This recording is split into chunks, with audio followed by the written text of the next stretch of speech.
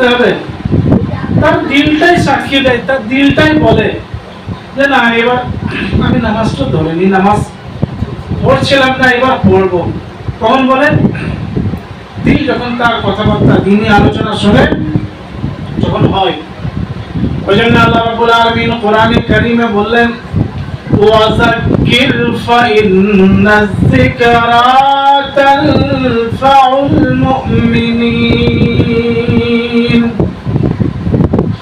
वज़क्किर मेरे महबूब, आप लोगों के सामने मेरा तज़किरा कीजिए।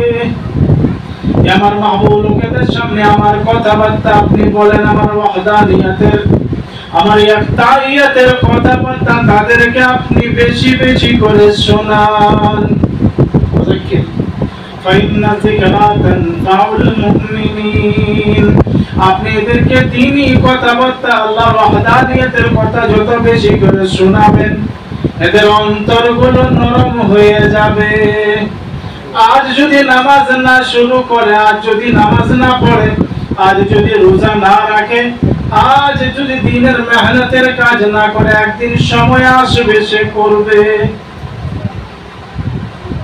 একদিন সময় তার আসবে, ঠিক আস্তে আস্তে কি হবে? পালিয়ে যাবে।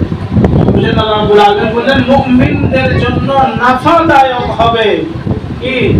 জিকির আর আজকার।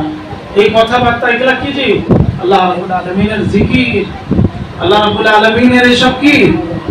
এসব হচ্ছে আল্লাহ রাব্বুল আলামিনের কথাবার্তা, আল্লাহকে চিনার কথা, আল্লাহকে জানার কথা, আল্লাহর সাথে তাআল্লুক কায়েম করার কথা। এই যে মাহফিল জলসা জুলুসে আমি আপনি যাই, তো সেখানে কি শুনতে পাই আমরা? হ্যাঁ ভাই, কি শুনতে পাই? এগুলো শুনি। একটা মানুষের সাথে আল্লাহ রাব্বুল আলামিনের সম্পর্ক কি করে হবে?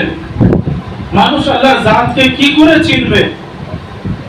আল্লাহ হাবিব সাল্লাল্লাহু আলাইহি সাল্লামের জীবনটা কি করে সে জানবে? আর তার প্রতি সে কি করবে? আমল করবে। কি করে জানবে? তো মুহতারাম বুজুর্গ ও দোস্ত, আসুন আমরা আল্লাহ রাব্বুল আলামিনের ওয়াহদানিয়ত, আল্লাহ রাব্বুল আলামিনের বড়াই, এইসব কথাগুলো আমরা শুনব এবং তার সাথে সাথে আমরা নবী আকরাম সাল্লাল্লাহু আলাইহি ওয়াসাল্লামের জাতের মাইকটা কি হচ্ছে বা মোবাইল ডিস্টার্ব করছে না, তিনার মাদহ সারাই, তিনার তারিফ, তিনার প্রশংসা আপনি আজ থেকে ইরাদা করে নেন, ইনশাআল্লাহ রেখে দেবো। দেখেন মাইক আর ডিস্টার্ব করবে না, ইরাদা করেন, বলেন ইনশাআল্লাহ। তো মুহতারাম বুজুর্গ দোস্ত, এখন মৌসুম চলছে কিসের? মৌসুম এখন চলছে হজের মৌসুম। কিসের মৌসুম ভাই? মৌসুমে হজ। হাজিরা এখন আল্লাহর দরবারের জিয়ারত করছেন, হজ করতে গেছেন। নবী আকরাম সাল্লাল্লাহু আলাইহি ওয়াসাল্লামের জাত এবং ইব্রাহিম আলাইহিস সালাতু ওয়াস সালামের